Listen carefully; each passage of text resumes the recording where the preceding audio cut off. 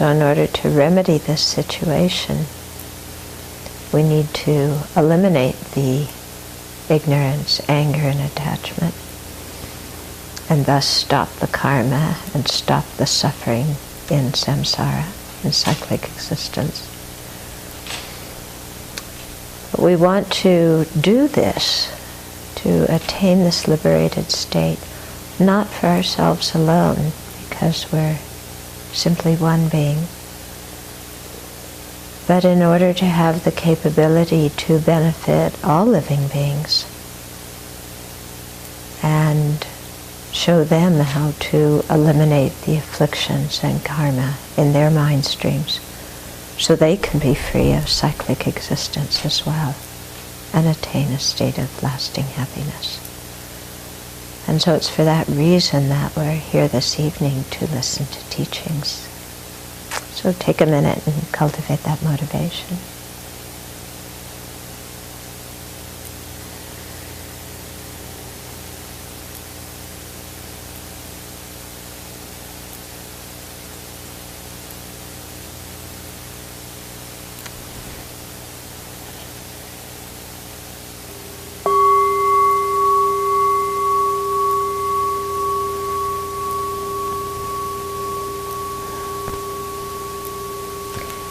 So today after lunch we had a little discussion about rebirth, and is rebirth important as part of the Buddha's teachings, and how does it contribute to your Dharma understanding? Well, if we look at the motivation that we just cultivated, if we were thinking that it's just our afflictions, our ignorance, anger, and attachment of this life that create our actions of this life, that bring the results of this life, then it becomes a little bit difficult, doesn't it? Because you have babies and infants who are newly born, and if there was only this life, then how come some babies have one personality, some another, some sleep well, some don't? It's not all controlled by our genes. Yeah? So there would be that kind of problem if we didn't talk about rebirth. And also, can you see that when we talk about rebirth and place the afflictions, the karma, the way we're trapped by these and compelled to experience the results of our own actions created by ignorance, anger, and attachment. Can you see how that it gives this much more depth and breadth if we have a view of multiple lifetimes? Because if it all ended in, if there was only this lifetime, we would have a hard time explaining why good people have suffering. And then we would also have a hard time explaining why people who didn't do, who did a lot of, negative actions seem to have no repercussion ever, because when this life ceases, they go out of existence. Yeah. So you would have that kind of problem of making sense of there being a moral causality in our life. Yeah. But it does give a much more depth if you feel, wow, that what we've been experiencing, it's not just this life. This has been going on a long time. This is really serious business. It's not just a fluke that I was born out of no causes, randomly, but I was born due to my own karma, and then trace that back to ignorance. And then when you think of other people's, situation and their unsatisfactory situation, then it also is more powerful when you think, oh, this has been going on a long time for them as well. It's not that they, just this life kind of were created out of nothing with afflictions and karma. Yeah? And then also, when you think about the kindness of other sentient beings towards us, putting that in the perspective of multiple lifetimes, it's really quite powerful, isn't it?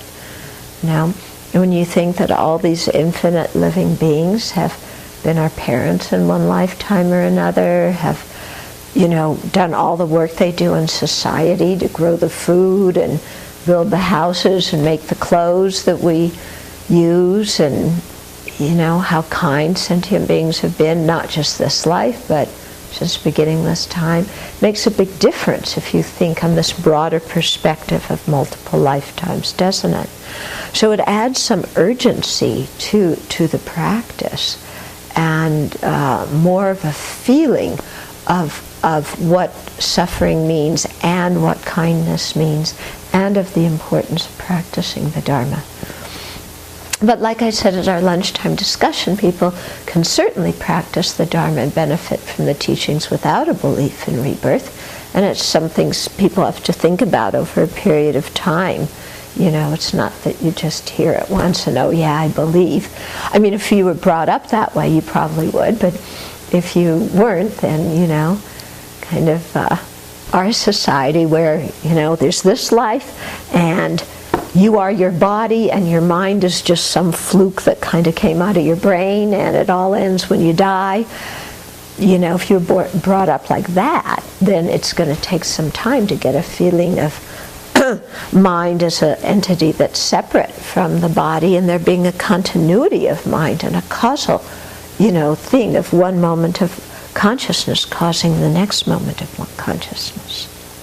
Okay? Yes?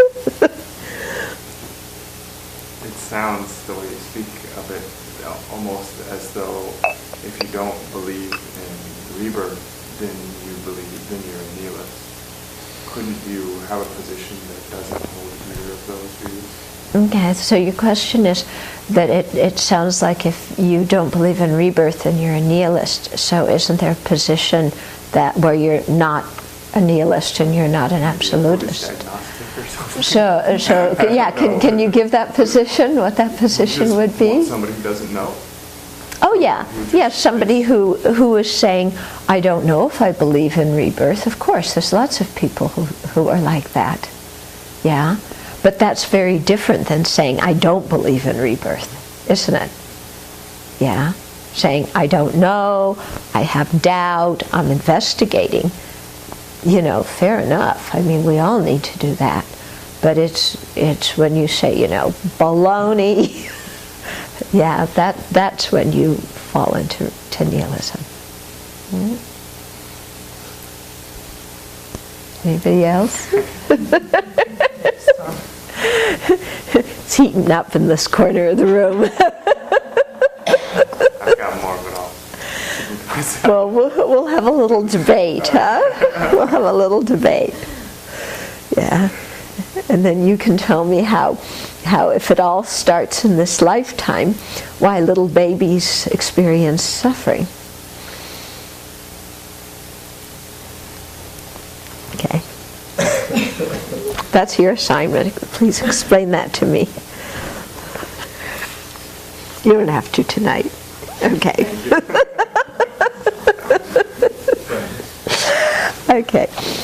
So we've been talking about the taking and giving meditation, and I was reading last time some of the quotations from different scriptures that our author Nam Kapel put in the book. So I'll continue that. I'll just review something that he said last time.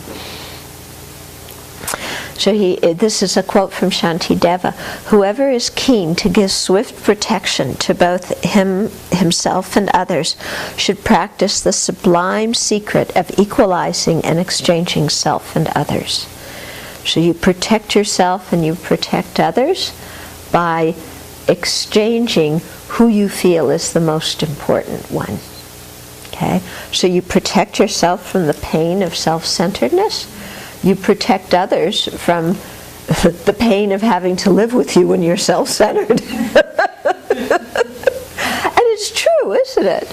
Yeah, because sometimes, I mean, our self-centeredness is a big, we're the one who's mostly damaged by our self-centeredness. But it's kind of a pain in the neck for the people we live with too, isn't it? Yeah, and so whereas when we're more intent on cherishing others, then the people around us benefit so much, and then just by living there, doing what we're doing, we create peace in the environment and in the atmosphere. Okay, Shantideva also said, if you do not actually exchange your happiness for the suffering of others, you will not become enlightened nor find any joy in cyclic existence. Whoa! If you do not actually exchange your happiness for the suffering of others, you will not become enlightened. Why won't you become enlightened? Yeah, you don't generate bodhicitta. Why do you need bodhicitta to become enlightened? Bodhicitta is the wish to become fully enlightened. So, yeah. The benefit of others. Okay, so bodhicitta is the wish to become enlightened for the benefit of others. If you don't have the wish, you're not going to get there. So if you don't have the wish, then you're not going to create the causes to get there, are you? Yeah? Okay. And so then also, if you don't exchange your happiness for the suffering of others, you won't find any joy in cyclic existence. Why not?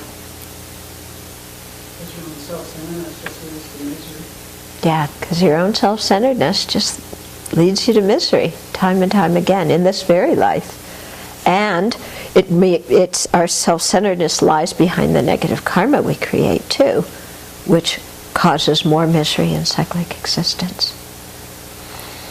Okay?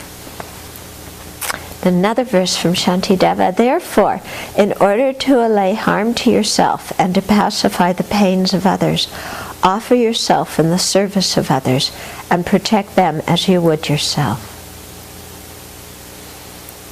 Isn't that beautiful? Yeah, therefore, in order to allay harm to yourself and to pacify the pains of others, to alleviate your own misery and the misery of others, offer yourself in the service of others and protect them as you would yourself.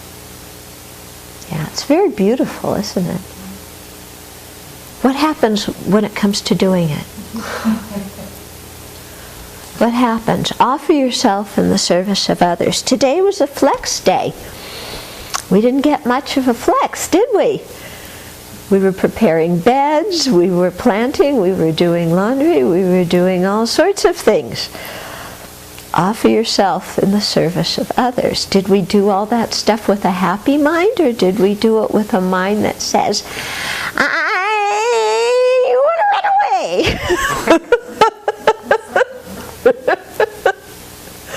Yeah? So what kind of mind did we do it with? Well, were you happy? Were you miserable? Yeah? Some people miserable, some people happy. Okay? So some people the people who were happy were offering themselves in the service of others. So those people allayed harm to themselves and pacified the suffering of others. The people who did it because they felt they had to, but they were quite resentful, did they allay harm to themselves and pacify the suffering of others? No. In fact, their self-centeredness gave them more harm, didn't it? Yeah? So they're doing the same things, but with the mind going...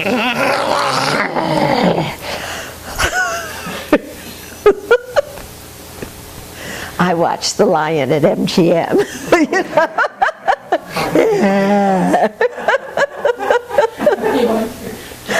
Okay? But it's true, these words are so beautiful, but sometimes when it's, offer, this third line, offer yourself in the service to others. Sometimes our mind just says, I don't want to. I want somebody to offer themselves in the service to me. Yeah? Okay? So it's a beautiful verse, but it can be really hard to do. But what is it that makes it hard to do? What is it that makes it hard to do?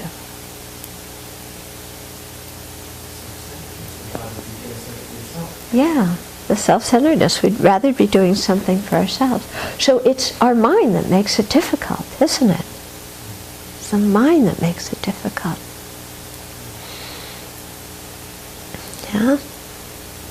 I mean, we do have physical limitations, of course, and we have to take those into account. You know, I'm not negating the physical limitations, because, you know, the body can only do so much before you, you know, keel over. But it's amazing how, you know, how much the mind just affects what we do, isn't it? Okay. Offer yourself in the service of others and protect them as you would yourself. And so if you have a mind that's happy, you can say, I want to protect others the way I would protect myself. You know, I want them to be happy the way I want myself to be happy. I want to protect myself from the pain of my own self-centeredness as much as and I want to protect them from that pain as well. Yeah? So, you know, we can do that, or we can think in another way. And it's all up to us, isn't it? All up to us. Okay? And Shantideva also said, whatever the agonies of sentient beings may be, may they all ripen on me alone. Okay? Again, what a beautiful thought. May all the agony of sentient beings ripen on me. May I have a mind that is strong enough to bear all the misery of the world. Yeah, isn't that a beautiful thought? May my mind be strong enough to bear all the suffering in the world without getting discouraged, without getting resentful, without feeling sorry for myself. Yeah? So it's a beautiful thought, not only for others, but for ourselves. Don't you think? Wouldn't you like to have a mind that is strong enough to bear the sufferings of the world? Yeah?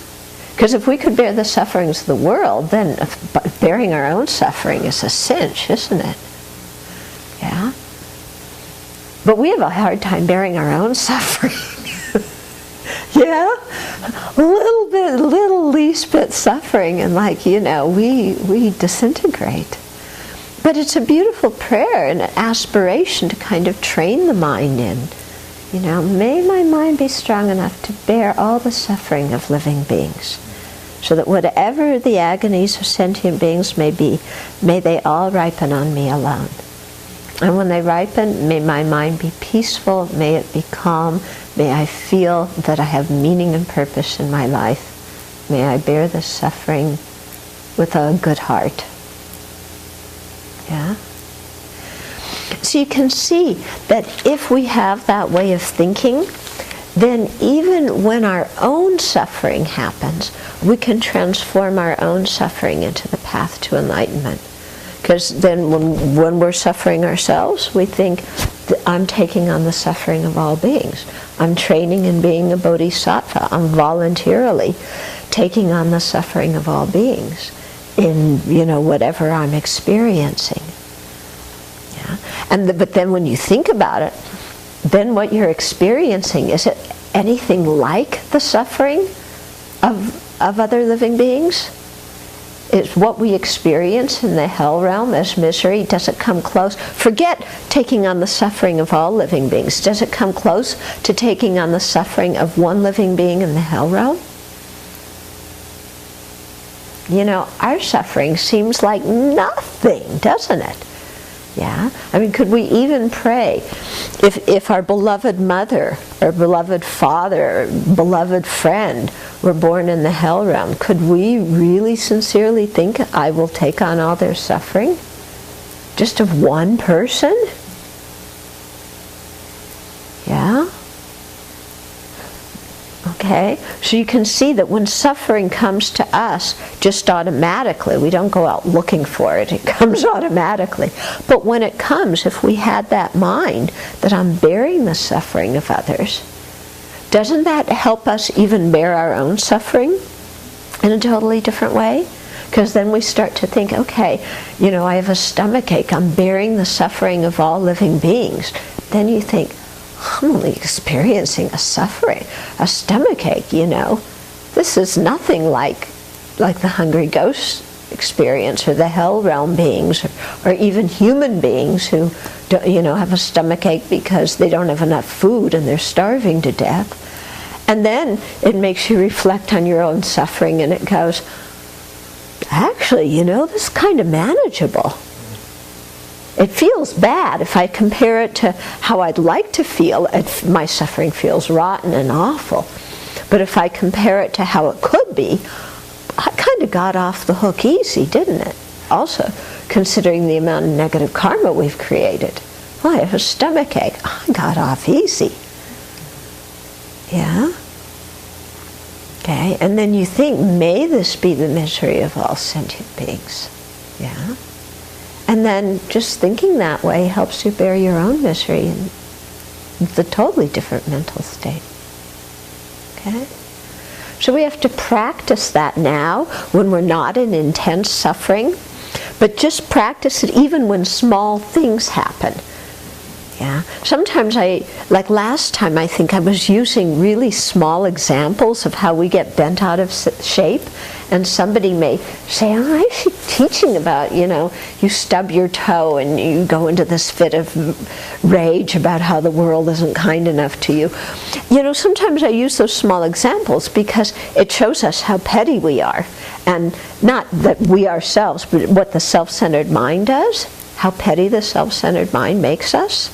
And then it gives us some ability to maybe step back and say, if I can't bear some tiny, tiny thing, how am I going to even bear my own death? Yeah? I mean, old age is coming, isn't it? Yeah? And we're not going to feel as well as we feel when we're younger. And then death, you know, it's not a picnic if you don't have realizations. So how are we going to bear that if we can't bear being inconvenienced in the smallest, tiniest way? Yeah? So this meditation is extremely effective for when we're in a bad mood or when our mind is complaining about things, to just say, to put our own experience into some kind of perspective, and to realize how much our mind makes us suffer when it has a certain attitude. Yeah? That the situation isn't actually that bad, but our mind makes us so miserable. Okay? And so then this way of thinking really is such a tremendous purification for the mind. Hmm? Yeah? And then we understand why bodhisattvas pray to have problems. Yeah? Because it's like, oh good, I get to purify some negative karma. And oh good, you know, my self-centeredness is getting whacked down, which is good, it's my enemy. And oh good, I get to do something really beneficial for sentient beings. How wonderful. Yeah? And so bodhisattvas, you know, kind of, something's inconvenient, oh goody. Yeah? We're like, something's inconvenient. It's just all our mind. Okay? So that's why we're listening to Dharma teachings, isn't it? Because we're all sitting here together, all trying to change our mind. Okay. The Ornament of Great Vehicle Sutras. Okay, so it's the Mahayana Sutra Alamkara by Maitreya. Says, finding the mind that equalizes self and others, or values others more than self, is good. Thus it is taught that others' welfare is superior to one's own. Okay? So the benefit, you know, on one level, we all grew up, you know, share with others, and others are very important, and be kind to others, because we were taught to really feel empathy and be sensitive to what was going on with others. When we really investigate very profoundly, we see that when we help others, we're actually the major beneficiary of it. Yeah? When we were brought up, we usually think if I'm kind to others, they benefit, but I might lose out. But when you really think about it, we're the major beneficiary. And that's what His Holiness Dalai Lama says. He says, if I act with compassion, maybe the other person gets some benefit, maybe they don't. But he says, I get all the benefit of being compassionate. Yeah?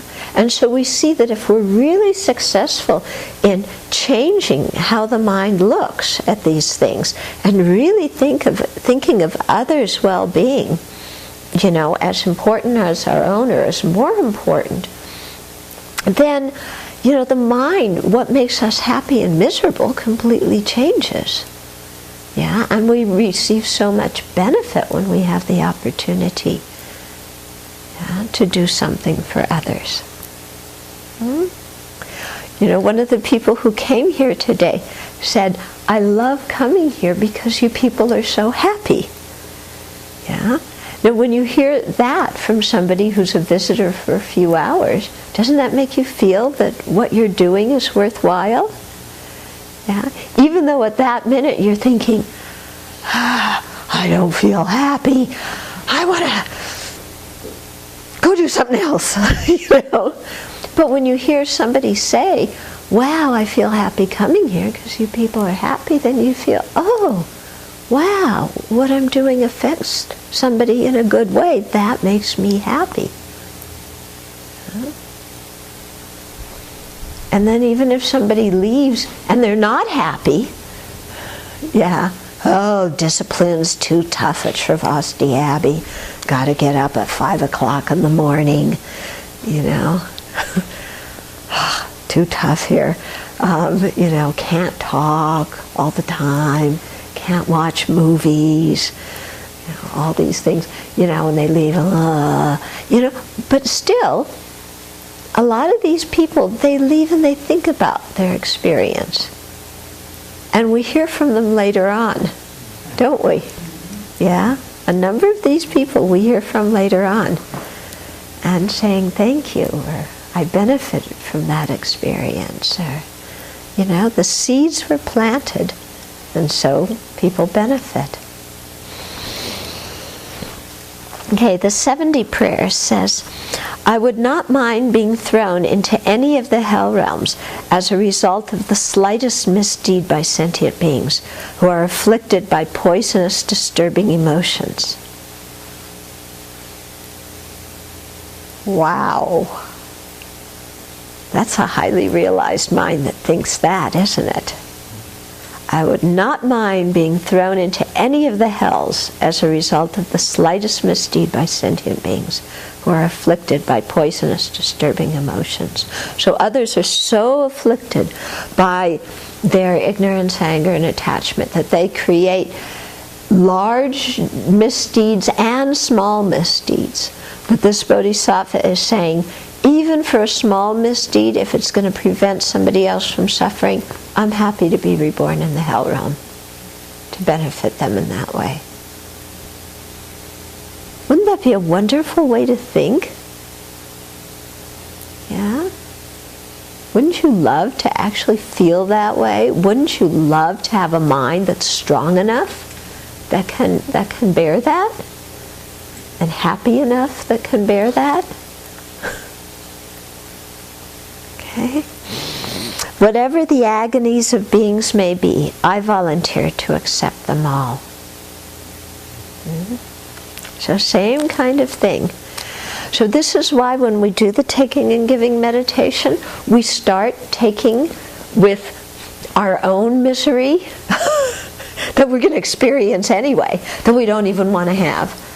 But we start doing it, taking our own misery of tomorrow, our own old age, our own death, our own future life suffering. We start with that, and then we start expanding it from there, going out and out to more and more beings, until we get to the point where we could say, whatever the agonies of beings may be, I volunteer to accept them all. Yeah. I volunteer, not, well, I guess I better, otherwise I'm not really practicing very well. Or I guess I better take their suffering because Otherwise, I'm just being a bad sport, and they're going to know what a lousy practitioner I am. Okay? But really a mind that has gone back and actually done these meditations so that the mind is transformed. That's why I was saying before, if you try and jump from where we are now directly to taking on others' suffering, we're going to feel resentful, we're going to feel incapable. But if we really follow this path that's been explained in this book, you know, and we think about the 7 points, 7-point instruction for cultivating bodhicitta, and we think about equanimity and equalizing self and others and the faults of self-centeredness and the benefits of cherishing others and exchanging self and others, then when we come to this part's easy. Okay? But we really have to do the whole practice and think of all these steps along the way. Yeah? Because it's just a cause and effect process. Yeah? If you meditate well on the earlier steps, the later steps are going to be easier. And if you skip the earlier steps and try and go on to the later ones, they're going to be hard. Yeah, it's just cause and effect. May they always engage in virtue and be satisfied by supreme happiness. So that's also our wish for sentient beings. May they always engage in virtue. Yeah, so may sentient beings not commit any kind of negative karma. May they only engage in virtue. And may they be satisfied by the supreme happiness that comes from the mind repeatedly engaging in virtue. And so part of our Dharma practice is actively training in these steps, and part of our Dharma practice is when we fall into a mood that says, I don't feel like this and I don't want to, working with that mind. So skillfully learning how to be a doctor to our own mind. Instead of when we get in that thing saying, I'm such a lousy practitioner, I'm never going to get to Buddhahood, because I'd much rather have a chocolate milkshake than talk to one more sentient being, you know. So don't kind of, you know, get down on yourself. That doesn't do any good, okay? But just keep on practicing, extend some kindness to yourself, keep on go back and do the earlier meditations, make the aspirations. What was that one of, I want to do this? Yeah?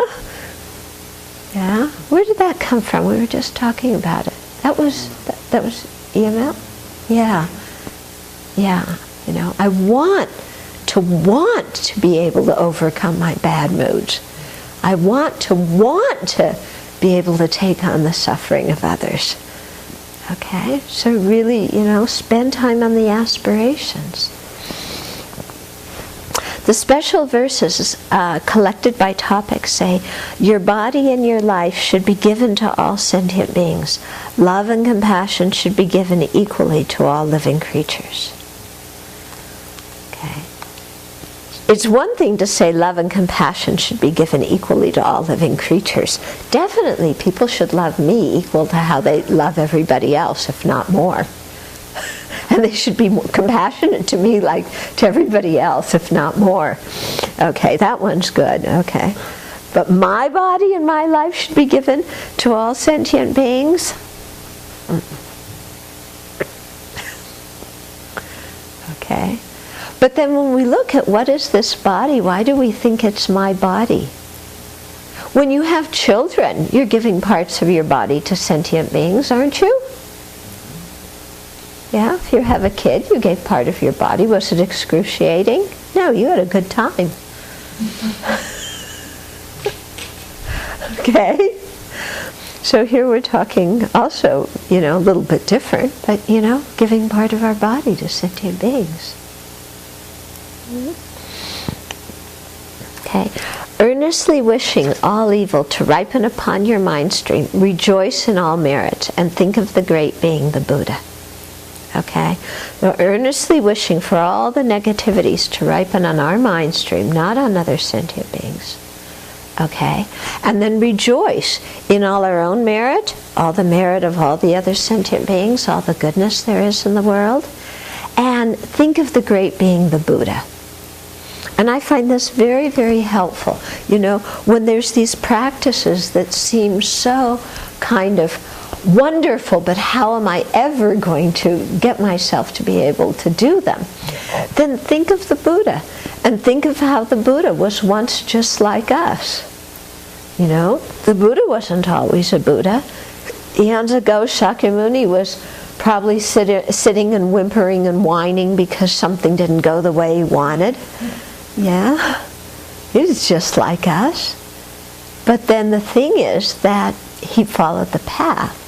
And so we know that if we follow the path, because cause and effect functions, if we follow the same path and create the same causes as the Buddha did, we'll get the same result. Okay? So thinking about the Buddha in those times when it seems difficult to practice, I think is very inspiring. Yeah?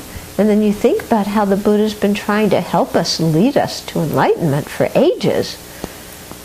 Yeah? It's quite inspiring. Okay, and it also said you should give away your body, life, and mind. Okay, we can't actually give away our mind, but we can certainly give away our good wishes. Or we could give away our mind in the sense of putting our mind to use for the benefit of all beings, instead of for the use of our self-centeredness. Let all the misdeeds of all living beings ripen on me. By accepting all their misdeeds, may these beings avoid suffering. Okay, so again, so you see in so many Mahayana scriptures, that's why he's quoting the same thing again and again. So many of the Mahayana scriptures are saying the same thing. Let all the misdeeds of all living beings ripen on me, and by accepting these, may they be free of suffering.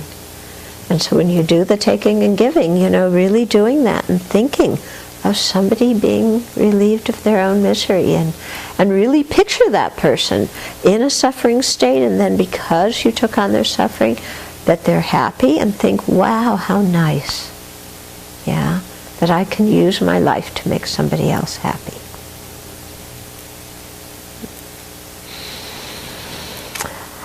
Make others' suffering your own, and give your own happiness to others. Okay, so others' suffering, make it my own, my happiness, give to others. But then if we sometimes think of my happiness, what happiness am I going to give to them? Okay, the happiness of having cookies after lunch. Okay, well, when it's, you know, I want cookies after lunch, that seems like a huge happiness, doesn't it? I want cookies after lunch. Oh, I get cookies after lunch. But then when you think of, I'm going to give the happiness of having cookies after lunch to somebody else, does that seem like a big happiness to give away? No, it doesn't, does it? Seems kind of insufficient as a happiness to give away. But why are we so attached to having it for ourselves then? Okay? Yeah? So when you think of the happiness that you want to give away, you want to give away a really good kind of happiness, don't you? You know? Oh, you know, when we think of like, oh, somebody could give me $1,000. Wow, I'm going to be really happy getting $1,000. You know, it feels like so much happiness. But then you think, I'm going to give the happiness of having $1,000 to somebody else. You know, how does that feel? Well, if you imagine giving $1,000 to somebody who's homeless, that's nice. Yeah, but is it going to solve all that person's problems? No. They'd probably spend it in a day, or, you know, get something for their family, but it doesn't solve the basic problem, does it? So we want to give them a big happiness, a bigger happiness than $1,000. So it's kind of interesting, isn't it, when we put our own happiness and suffering into this kind of perspective? Because when they're happening, they both seem like such a big deal and so important. But when we think of, you know, giving that amount of happiness to somebody else, it seems rather insufficient. And when we think of somebody else having that amount of suffering and taking it on ourselves, it also seems, the suffering of not having cookies after lunch. Yeah? Do you have the courage to take that on from sentient beings? The suffering of not having cookies after lunch? Sure, I can take that on. That's no problem. But when we want cookies after lunch and we don't have them, that suffering is enormous. It seems like, isn't it? But when we think of taking it from somebody else, oh, what a little suffering. So do you see how our perceptions are very, very skewed? What we consider happiness and suffering. Yeah? Everything pertaining to the self becomes so much larger than, is reasonable.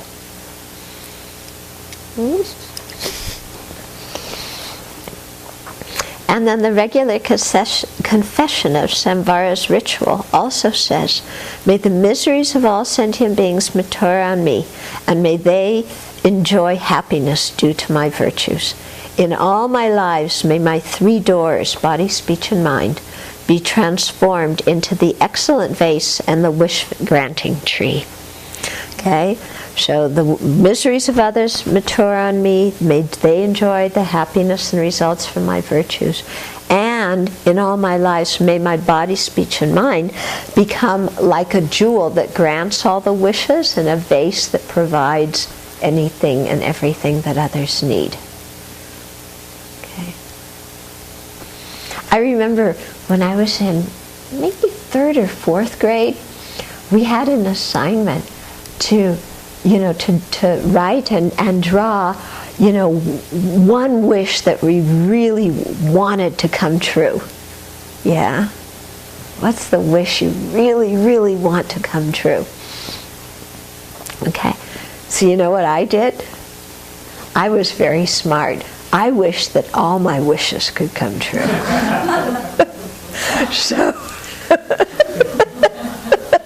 one kid wanted a bicycle, I wanted my one wish was that all my wishes came true. But this is the idea behind a wish-fulfilling vase or a wish-fulfilling jewel, is that all your material wishes in samsara come true. But again, when you can compare those material wishes to, the happiness that comes from practicing Dharma, those material wishes aren't very much happiness, are they? In fact, sometimes they become a nuisance. The more things you have, the more things you have to take care of.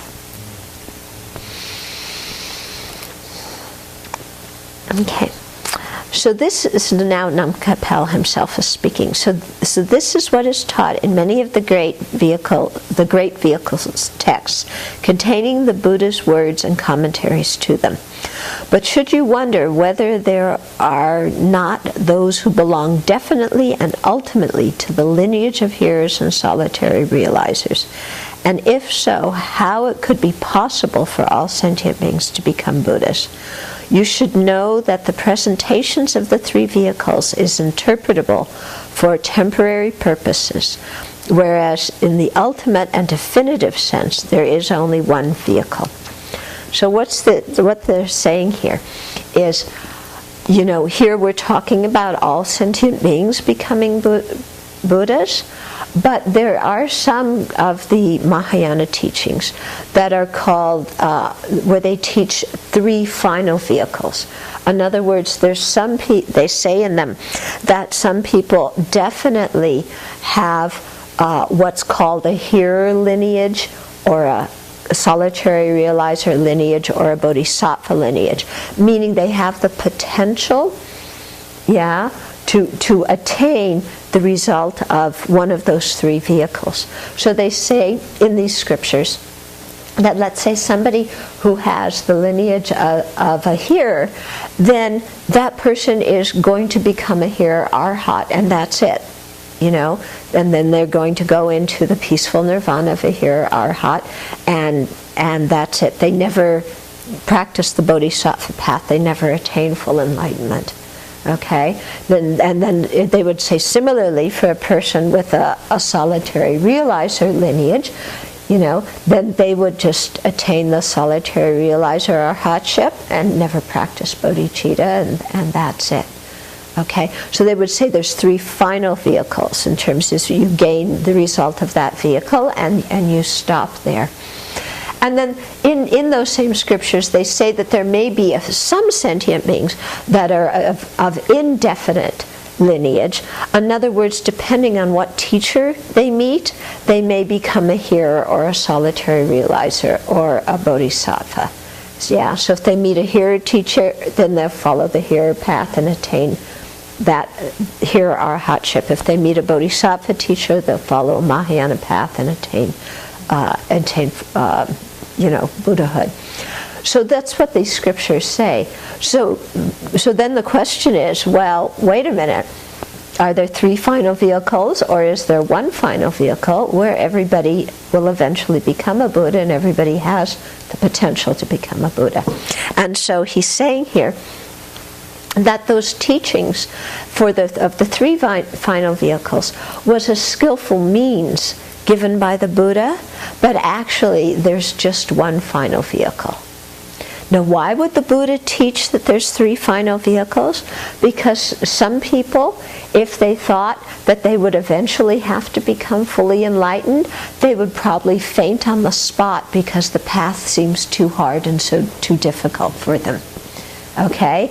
And they just throw their hands up and run away. So rather than have them do that, the Buddha is very skillful and says, oh, but here's arhatship. You don't have to collect nearly as much merit. You free yourself from cyclic existence. The path is much shorter. It's much easier. And then that person says, oh, that's true. Yes, I can become a hearer arhat. That's what I want to do. Okay, so that way at least the Buddha gets that person going on the path. Yeah, but the Buddha is very sneaky. Because after he gets us going on the path, once our mind is stronger and we can bear more, then he's going to tell those arhats that they still have to become Buddhas because sentient beings are suffering. So that's why they say if we can start out in the Mahayana at the beginning, it's better. If you can't, practice, and attain arhatship. Yeah. And maybe it's more skillful just to say, yes, that's it, and attain that goal. And then later on, bring it to the person that, come and practice the path to full enlightenment too. It's kind of like when you have a little kid, a kid in a car ride, I remember driving in the car with my parents.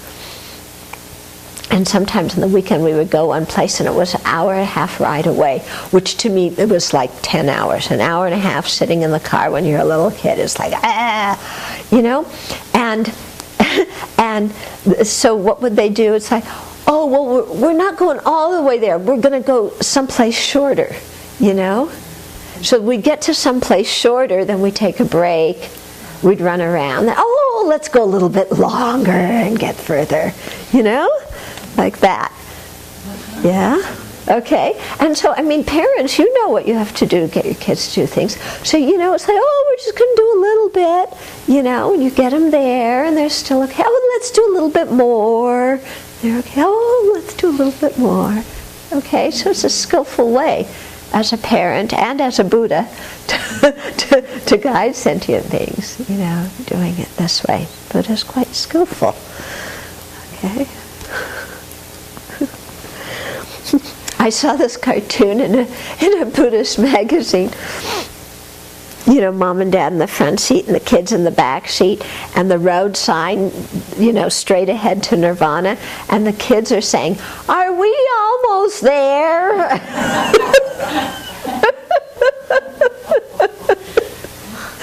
Yeah. Okay, the expression of the names of Manjushri says, the result of 1 vehicle is present in the 3 vehicles' determination to be free. Okay, so what it's saying there is the result of 1 vehicle That's the Buddha's thought, the Buddha's intention when he's talking about the three vehicles, having three vehicles. It's actually present in there is to get them all to full enlightenment. There are many such quotations in the Great Vehicle. Having familiarized yourself with giving and taking to some extent, the way to practice it concisely is as follows. And the text says these two should be made to ride on the breath.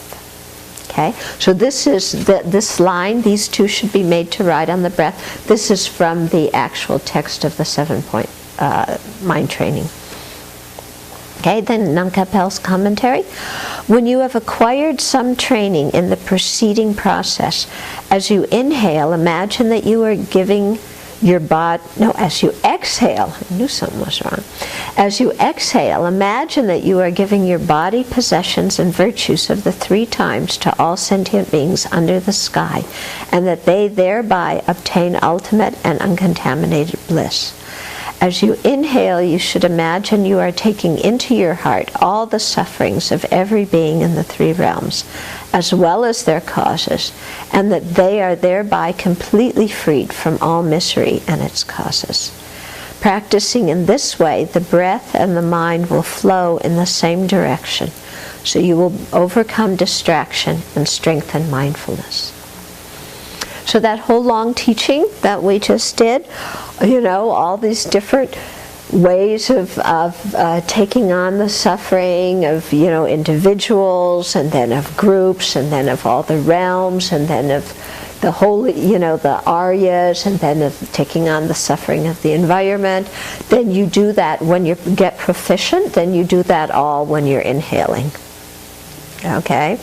And then when you're exhaling, the whole long meditation of giving our body, transforming it to others, what other sentient beings need, giving our possessions and to transforming and multiplying them, giving our merit, transforming and multiplying them, giving them to all sentient beings. That whole meditation and giving them to the different realms and the different beings and the environment, that all happens as you exhale. So you have to be pretty proficient in the practice to be able to really stay focused on what you're doing and make it something that's really heartfelt. I think for us right now it's better,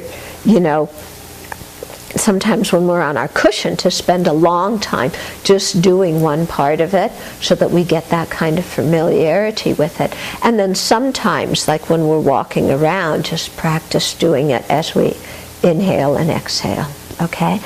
But it's interesting because it says, practicing in this way, the mind and the breath will flow in the same direction. So we're coordinating the mind and the breath. And they always say that the mind rides on the breath. So when you have a virtuous mind like this, then, the breath, the internal energy, the chi, the wind, that's going to be subdued by the power of the virtue of your thought as you're doing this. Okay, so they flow in the same direction. So you will overcome distraction and strengthen mindfulness. So when you have to do this kind of meditation, you really have to be right on it. You can't space out, can you? Because an in-breath and an out-breath don't last very long. So you overcome distraction and you increase your mindfulness. Yeah, just as factors that will help you in concentration. But then especially in this meditation, you're overcoming distraction, which would mean distraction to your own self-centeredness. And increasing mindfulness would be mindfulness of the benefits of others and of the mindfulness of bodhicitta. Okay? So many benefits from doing this. Okay. Questions? Comments? When I do it, I often get into the habit of trying to get in the really big and long. Taking more in, and then I try and do the same thing with the out breath. And it gets me a little bit. Okay, so when you're doing it with your breath, you're trying to make your in-breath and your out-breath really, really long so you have time to contemplate it, so you wind up feeling a little bit like this. That's why I said I think it's good if, you know, at our level, we don't always put it with the breath, but we mostly do it without the breath so that we can really spend the time meditating, so that we can gain some feeling from it. Yeah. And then just sometimes do it with the breath.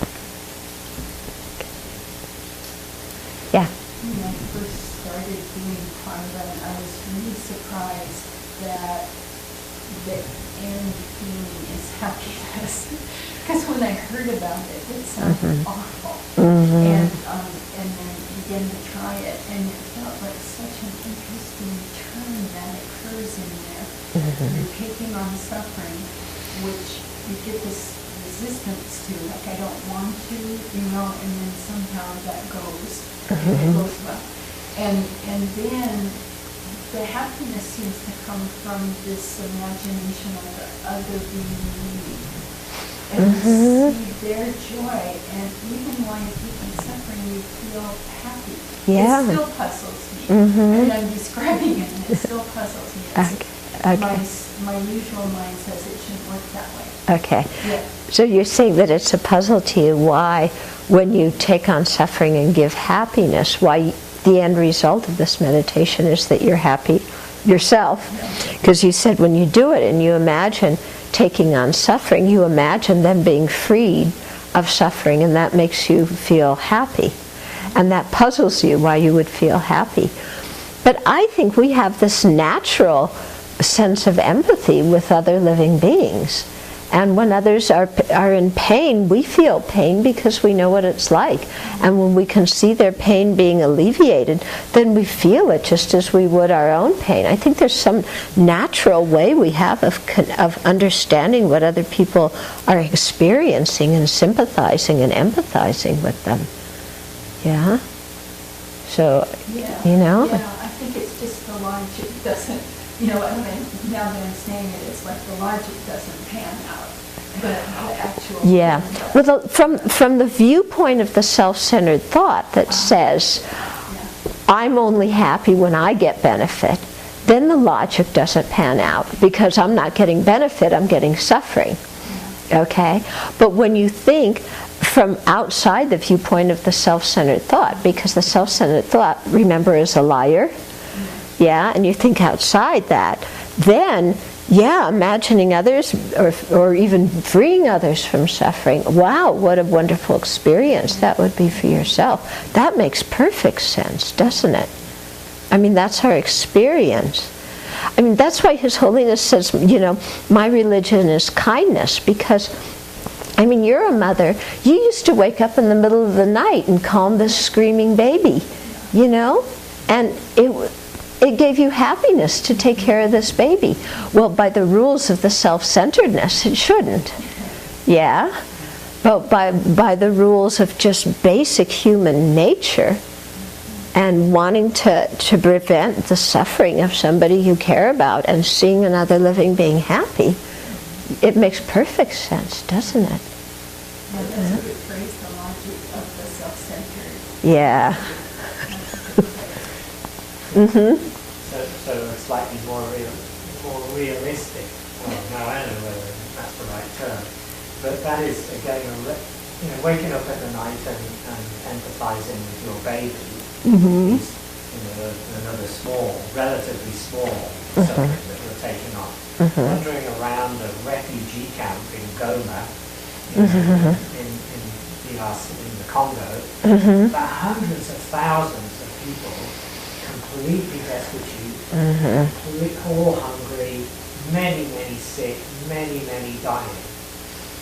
The human reaction is to kind of, it's really hard to empathize and want to take on that suffering. To protect yourself, the human reaction, so I'm speaking from experience, is to kind of not empathize. So I just have to shut off, because if I empathize, I'll be useless in this situation. Because I have to help these people, and if I start taking on their suffering, I won't be able to. I'll be useless. I'll just be on the ground crying. Okay, so you're saying from another perspective, from your own experience, you know that like if you're working in a refugee camp where there's so many people who are starving and in misery, you're feeling that if you took on their suffering, you would become immobilized, and so you have to block that in order to be able to actually benefit them.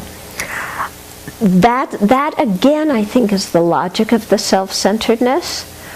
I think when we really understand this meditation deeply, we can still do that. Because I think what's happening with what you said is that we are feeling their suffering, and it's turning into personal distress. And so we're feeling so much personal distress that we say, I have to block being sensitive to their suffering because I'll get overwhelmed by my own distress and then I can't function. But I think if you really focus on their suffering with the viewpoint of a bodhisattva, which you didn't know at the time when you were doing this, with the viewpoint of a bodhisattva, of things are produced by causes and conditions, and I can't undo other people's causes and conditions. I have to have equanimity now in the face of their suffering, but I can help them in the future to have better causes and conditions. So there is hope, there is a reason for optimism, that if you think like that, then you can look at their suffering and deal with it, rather than feeling that you have to block it out. Because you know that there actually is a way to deal with it.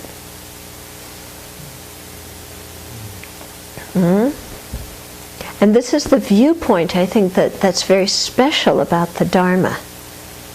Is that we're looking beyond this lifetime.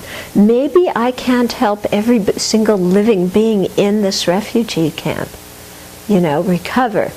But through my practice, and even through giving a smile, I can help as much as I can and improve myself spiritually so that in the future I'll be able to benefit even more. And that you see that the suffering is created by causes and conditions, and so, this is a good way when you see others suffering, rather than get so bummed out about it and everything, we create a sense of equanimity. Now, equanimity does not mean apathy. It does not mean apathy. It means you see the suffering. It's right there, you see it, you're not hiding it, you're not blocking anything. But you're not letting your mind go to personal distress.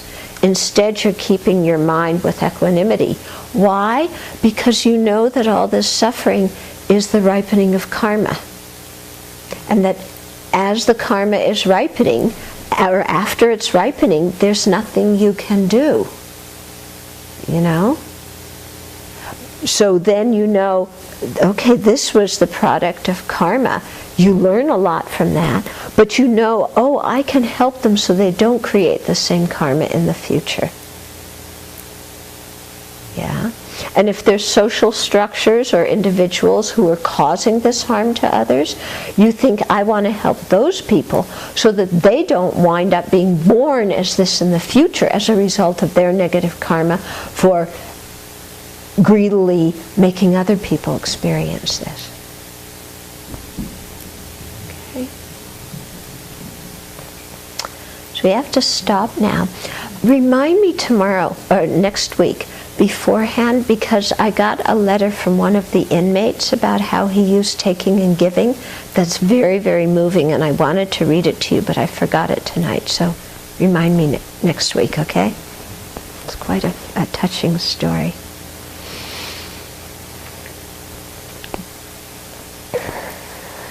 May the spiritual teachers who lead me on the sacred path, and all spiritual friends who practice it have have long life. May I pacify completely all outer and inner hindrances. Grant such inspiration, I pray. May the lives of the Venerable Spiritual Masters be stable, and their divine actions spread in the 10 directions.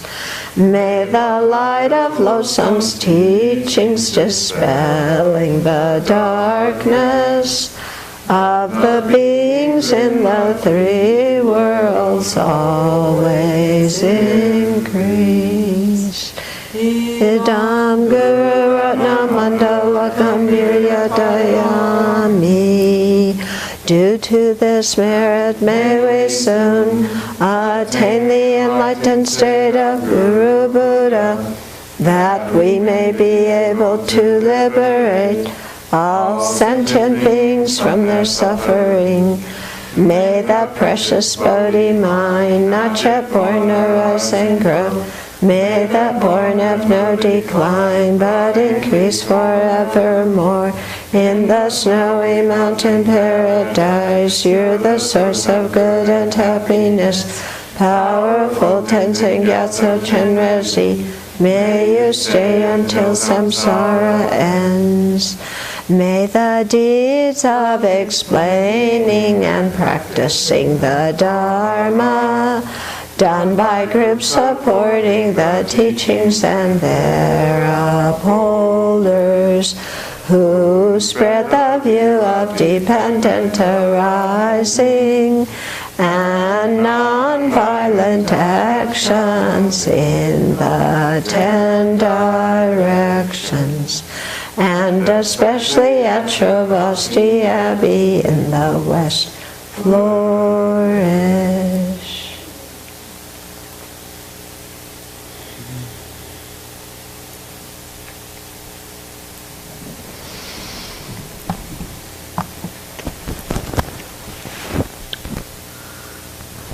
What? But